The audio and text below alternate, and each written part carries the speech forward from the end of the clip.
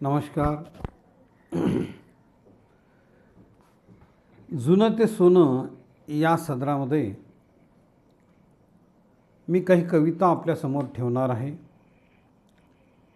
त्या कविता त्या काळाचं प्रातिनिधित्व करतात.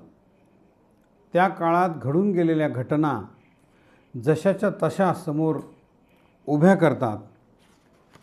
आज एक कविता आपण इथं घेणार आहेत. ती आहे दुआ तिवारी यांची. कवितेचं शीर्षक आहे मोहरा इरेला पडला. चिमाजी आप्पा हे बाजीराव पेशवे यांचे धाकटे बंधू होते. बाजीराव पेशवे प्रथम यांचे ते धाकटे बंधू. त्यांचं पूर्ण नाव होतं चिमणाजी बल्लाळ भट पेशवे. ते मराठा साम्राज्यातील अत्यंत शूर, धाडसी आणि नेतृत्व संपन्न असणारे एक सेनानी होते. या ठिकाणी वसईच्या युद्धाच्या प्रसंगाशी संबंधित ही कविता मानली जाते. त्या ठिकाणी पोर्तुगीजांनी वसई परिसरात अत्याचार हिंदू समाजावर केले होते आणि धार्मिक छळ त्यांनी तिथे सुरू केलेला होता. आणि म्हणून मराठ्यांनी वसई जिंकण्याचा निर्धार केला. आणि या वसईच्या या युद्धप्रसंगी चिमाजी आप्पांनी अतिशय धैर्याने नेतृत्व केलं. आणि याचंच रसभरीत वर्णन कवी दुआ तिवारी यांनी केलेलं आहे. कवितेचं शीर्षक आहे मोहरा इरेला पडला. बेलाग दुर्ग जंजिरा वसईचा किल्ला असला, दुस्मान फिरंगी तिथला आटोपे ना कोणाला. त्या सिंहाला पकडाया भारतीय चिमणा सजला, गोव्याचा टोपीवाला कोकणचा पगडीवाला, लागली झुंज उभयाला बुद्धीचा डाव उडाला, मोहरा इरेला पडला. मर्द त्या मराठी फौजा रणकीर्ती जयाच्या गाव्या, तळहाती शिर घेऊन या चालुनी तटावर जाव्या. जण घोंगावत मधमाशा मोहळाला बिलगाव्या, कडकडाट वरुणी व्हावा सारखा अग्निवर्षावा, परिसिंहाचा तो छावा परते ना हिम्मत वाला, मोहरा इरेला पडला. बोलावुनी सरदारांना तो समर धुरंदर बोले, शूरांनो वेडा द्याया 4 मास होऊन गेले, आवडते कंठमनीही कार्य काय त्यांनी केले. बेहिम्मत जे असतील परतोनी ते जातील, मी आहे निश्चयशील जा कळवा श्री शाहूला, मोहरा इरेला पडला. घालुनी उडी संग्रामी जिंकील भयंकर काळ, मी असा घेतला होता एक एक निवडुनी लाल.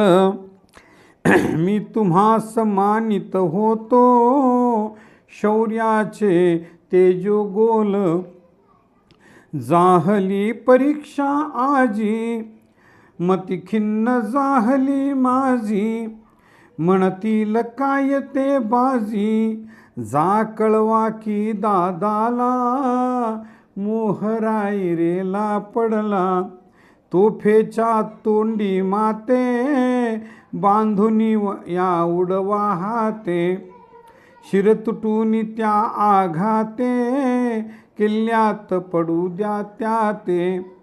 प्रिय असे नजरी तुम्हा ते पूर्वाच अंतिमेच्छे ते.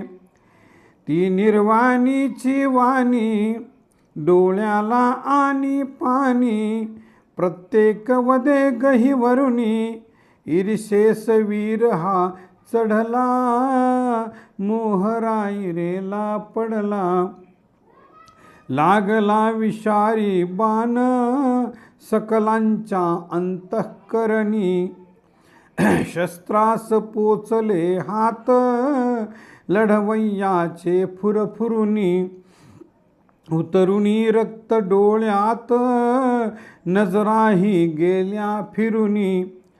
ध्वनी हर हर ऐसा झाला, पाठीच्या सुटल्या ढाला.